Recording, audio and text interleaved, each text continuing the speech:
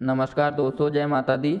आज मैं अपने YouTube चैनल के माध्यम से लेकर आया हूँ बसंत ऋतु का मूल उद्देश्य।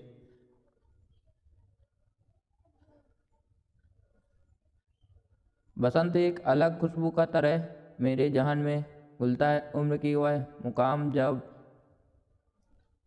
न हो साहित्य की समझ थी और न ही कविता की गहराई में डूबने का वो मुद्दा लेकर मेरी स्मृति का होठों पर बसंत की जिस कविता से पहली दस्तक दी वो थी हिंदी महान कवित्री कविता धीरे धीरे उतार की तो बसंत रजनी अब, जबकि वादियों में ऋतुराज बसंत की खुशबुआएं घुलने लगी है, तब एक बार फिर कविता का छोर पकड़कर प्रकृति के आंगन में खोए हुए बसंत की तलाश करने का मन होता है।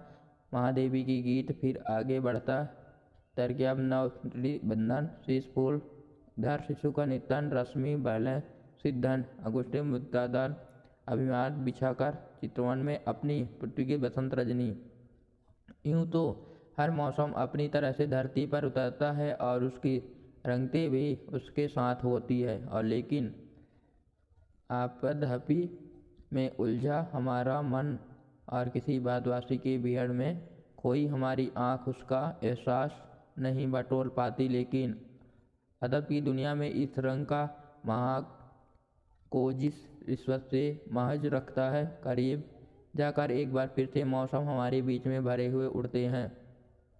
ऐसे नाजुक की कविता बसंत बागवानी का या बसंत की मानविक करते हुए बड़ी सुंदरता का बसंत आगमन का वर्णन करते हैं। रंग बिरंगी खिली अखिलियाँ, किशमिश के अंदर स्वादों वाली ये मंजरियाँ, तरुण आम की डाल डाल टहनी पर झूम रही उस्माकर ऋतुओं का राज दियाकर इन पंक्तियों किस तरह का बसंत के यानी प्रकृति में झूम उठी है, जैसे लंबे समय से बाद त्योहार पर कोई लौटा हो। बसंत का वर्णन अक्सर इस प्रकृति के इसलिए किया जाता है कि पतझड़ के बाद बसंत ऋतु का पुनर्जीवित कर देता है। इस रूपक को उपयोग अक्सर हमारे जीवन के कठिन दौर के आने के बाद सुखद दिनों का कामना उम्मीद में भी किया जाता है। सूर्यकांत त्रिपाठी निराला अक्सर कहते हैं कि वो बसंत के अग्रवात वसंत के प्रति निराला का प्रेम अमृतम था। बसंत ऋतु के प्रति अपने इस प्रेम का पंक्तिबद्ध निराला है साहित्य जगत का समेत किया।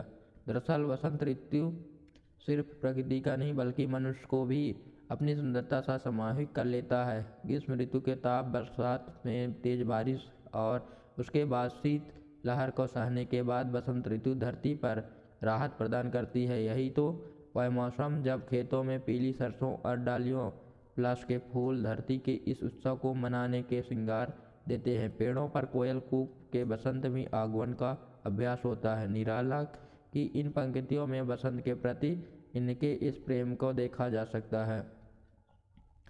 सखी बसंत आया हरा वर्ष वन के मन नवसत छाया, किसलय वसना नव तालिका मिली मधुर प्रिय पुत्र तट का मधुर विद बनी पीकेश्वर नरसाया। आज का मेरा वीडियो यहीं तक। अगले वीडियो के लिए चैनल पर बने रहें। बहुत बहुत धन्यवाद। जय माता दी।